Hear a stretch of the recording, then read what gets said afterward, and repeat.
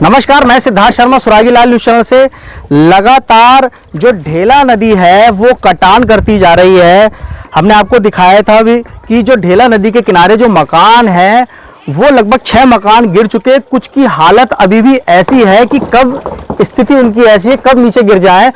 मैं अपने सहयोगी से कहूँगा कि वो ढेला नदी के किनारे जो मकान बने हुए हैं उनको दिखाया जाए कि किस तरह से जो उनकी जो दरारें हैं और जो उनका बेसमेंट है वो पूरा का पूरा खिसक चुका है और आप साफ देख सकते हैं। हालांकि मौसम विभाग ने एक बार फिर से अलर्ट जारी किया है कि पहाड़ों से लेकर मैदान तक भारी बारिश हो सकती है। लेकिन सबसे बड़ी बात यह है कि जो पिचिंग का काम था, हमने आपको पहले भी बताया था कि जो पिचिंग का काम था वो पहले होना चाहिए था, मानसून से पहले। लेकिन जब नुकसान हो गया, हादसा हो गया, मकाने गिर गए, लोग बेघर हो गए, उसके बाद पिचिंग का काम किया जा रहा है। लेकिन सबसे बड़ी बात यह है कि अब पिचिंग का काम भी बंद हो गया है, क्योंकि सिंचाई विभाग ने यह कह दिया है कि हमारे पास पर्याप्त बजट नहीं है। ठेकेदार ने भी मना कर दिया। अब ऐसे में खालसा फाउंडेशन, जी हाँ, वो खालसा फाउंडेशन जिसने कोरोना काल में लोगों की मदद करी, पंजाब में फ्लड आया वहां जाकर लोगों की मदद करी। ऐसे में जब उनको पता चला कि यहाँ पर इस तरह की स्थिति है तो अपने खर्चों से ही, मैं अपने सहयोगी से कहूंगा कि वो आपको दिखाएं कि डंपरों से जो पिचिंग के लिए पत्थर हैं वो लेकर आ रहे हैं। ऐसे में ताज्जुब वाली बात है कि जनता जो जनप्रतिनिधि को चुनती है कि उनकी समस्याओं का समाधान हो, उनकी जो परेशानी है उनका निदान हो, लेकिन जनप्रतिनिधि तो गायब हो जाते हैं। लेकिन ऐसे में जो फाउंडेशन है, जो संगठन है, वो लोग आते हैं।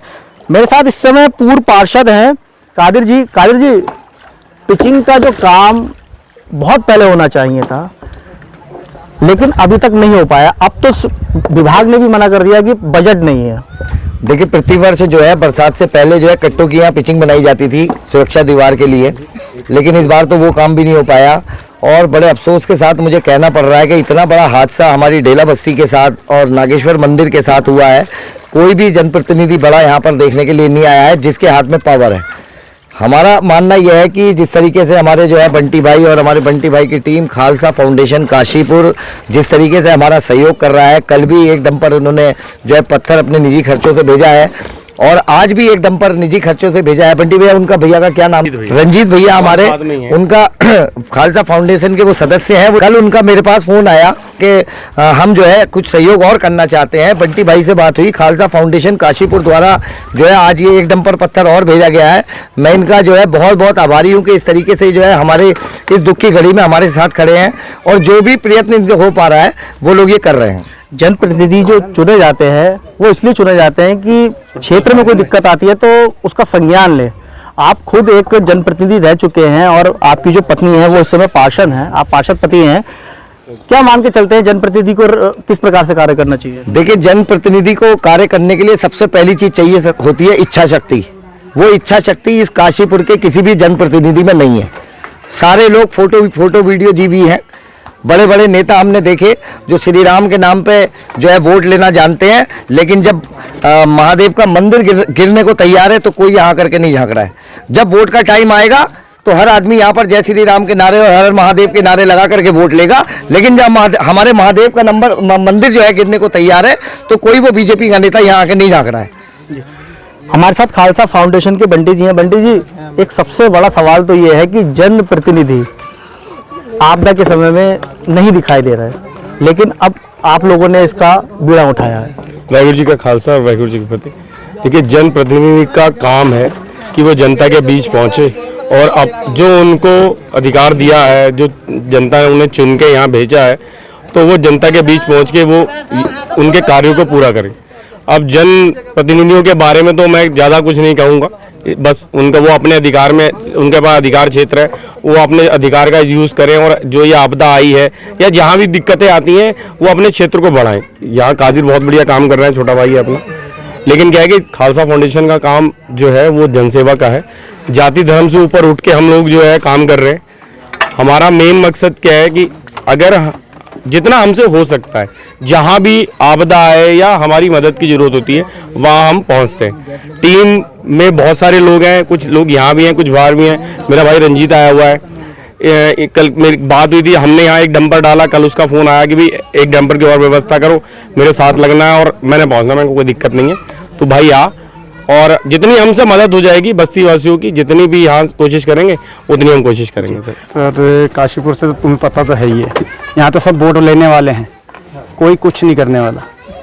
वो तो इनकी भी टांग खींच लेते हैं हमारे जैसों की, कि ऐसे कर रहे, क्यों कर रहे हैं सेवा ये, तुम्हारे पास पैसा कहाँ से आता है? हाँ कहाँ से आता है, लोग यहाँ तक बातें कर देते हैं। तो बिल्कुल बिल्कुल आप देखिए, बड़ी मार्मिक स्थिति है कि जो सिख लोग हैं वो काशीपुर की मदद के लिए तैयार बैठे हैं, लेकिन जो जनप्रतिनिधि हैं वो गायब हैं।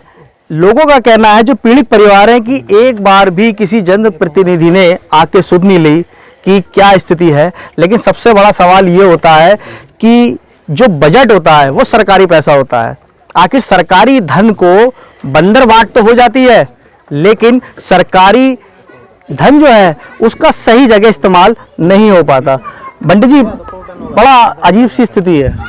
देखिए, मुझे लगता है कि ये पूरे भारतवर्ष की स्थिति सेम है।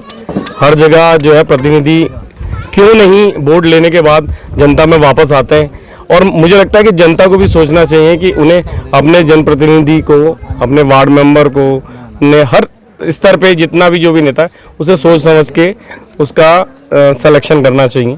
और ये तो मैं कहूँगा कहीं ना कहीं जनता की भी गलती है कि वो लोग जो है कैसे जनप्रतिनिधि को वो सेलेक्ट करते हैं, वो करते हैं, या उन्होंने क्या कार्य किए हैं, वो ज़्यादा अच्छे तरीके से जनता के बीच में जाएं, या जनता हमारी जो है वो क्या सोचती है, एक बार जनता को सोचना चाहिए। हाँ बिल्कुल, जनता को सोचना चाहिए वोट देते वक्त कि आप किसको अपना जनप्रतिनिधि चुनने हैं। लेकिन मैं अपने सहयोगी से कहूँगा कि वो आपको दिखाएं कि खालसा फाउंडेशन द्वारा जो पत्थर डंपरों से लाए गए हैं उनका पिचिंग कार्य बहुत तेजी से चल रहा है, और खुद आप देख सकते हैं कि खालसा फाउंडेशन के लोग सहयोग कर रहे हैं और ढेला नदी के किनारे पिचिंग कार्य में मदद भी कर रहे हैं। लेकिन लगातार जो मानसून है वो अलर्ट की ओर जा रहा है, भारी बारिश बताई जा रही है। ऐसे में आप यदि मानसून के में सचेत रहने की आवश्यकता है।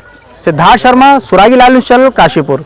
उत्तराखंड की खबरों से जुड़े रहने के लिए आप हमें सभी सोशल